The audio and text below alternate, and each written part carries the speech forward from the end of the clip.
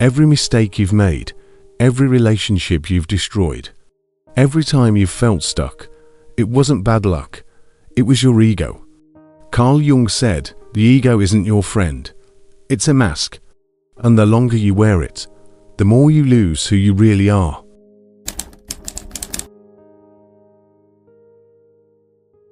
Think about it. Every time you've lied to make yourself look better, every time you've said I'm fine when you weren't, every time you've chased validation from people you don't even respect, that wasn't really you. That was your ego, quietly pulling the strings. Carl Jung believed the ego is just a small piece of who we are, but most people mistake it for their entire identity. It's the voice that says, I need to be better than them. It's the urge to be liked, even when it means being fake. It's the fear of being wrong, the fear of looking weak, the fear of being seen, without the mask. The problem, the ego is loud, and the part of you that holds truth, the self, is quiet. If you don't learn to tell the difference, you'll spend your whole life defending a version of yourself that isn't real. And the scariest part, the more the ego takes over, the more you confuse comfort with happiness. You think you're succeeding, but you're actually just surviving. You think you're protecting yourself, but you're building a cage.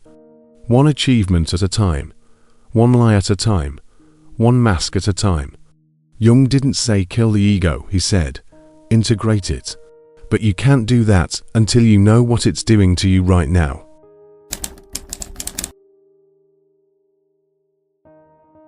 The ego doesn't just protect your image, it protects your illusions.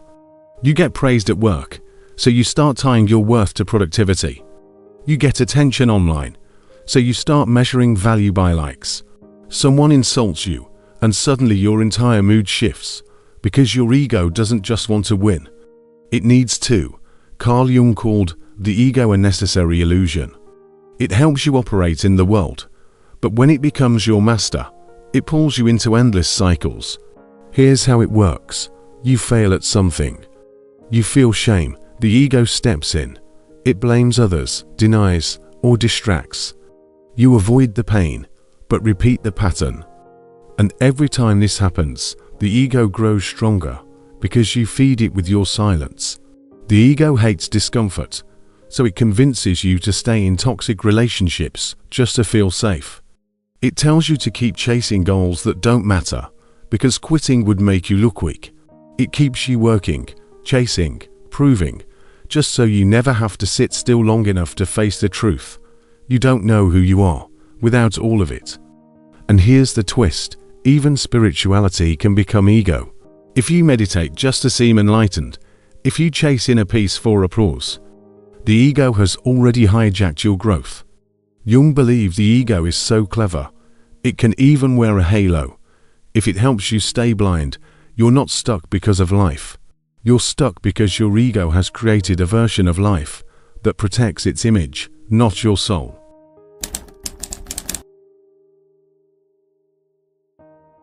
You can have everything and still feel nothing. That's what happens when the ego wins. Carl Jung saw it in countless people, successful on the outside, but hollow inside. Because when your life is led by ego, everything becomes a performance. Your job, your relationships, even your personality. You start choosing partners who make you look good, not feel seen. You take jobs that sound impressive, not ones that align with your purpose. You keep people around who agree with you, not people who challenge you to grow. At some point, the ego doesn't just shape what you do. It rewrites your entire identity, and the cost. You slowly lose connection to what's real. Real love feels risky. Real growth feels uncomfortable. Real purpose often looks meaningless to the outside world. But the ego doesn't want real.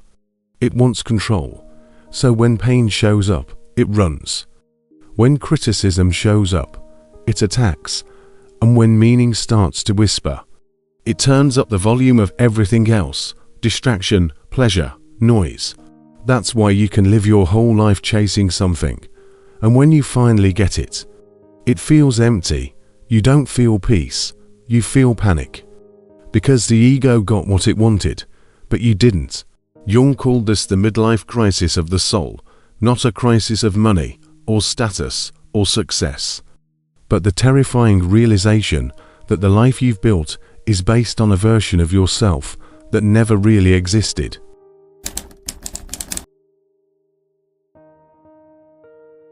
Carl Jung didn't say the ego was evil, he said it was incomplete.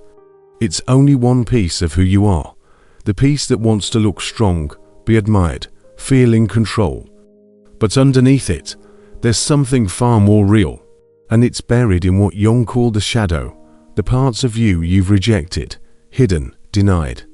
Your fear, your jealousy, your rage, your sadness. All the things the ego tells you are wrong are actually the key to your wholeness, but most people never go there. Because looking at the shadow feels like dying. The ego will resist. It will say, "This isn't me." It will say, "I'm fine." It will say, "This is just weakness." But Jung believed, until you make the unconscious conscious, it will rule your life. And you will call it fate. Facing the shadow is not about fixing yourself. It's about meeting yourself, the parts you've spent your life running from. And only when the ego realizes it's not the king, but a servant, can your true self finally take the lead. This isn't some overnight transformation. The process is messy. You will feel lost. You will want to quit. But something strange happens in the middle of the breakdown. You start to remember who you were before the world told you who to be.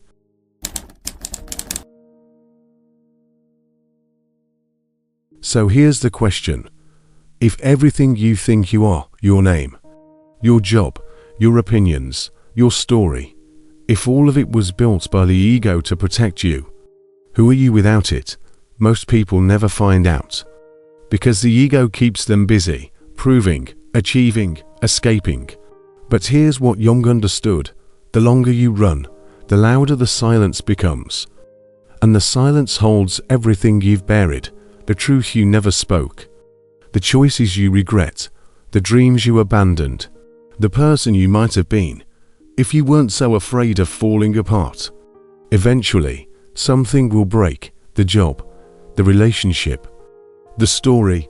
You'll look in the mirror, and for a split second, you won't recognize the person staring back.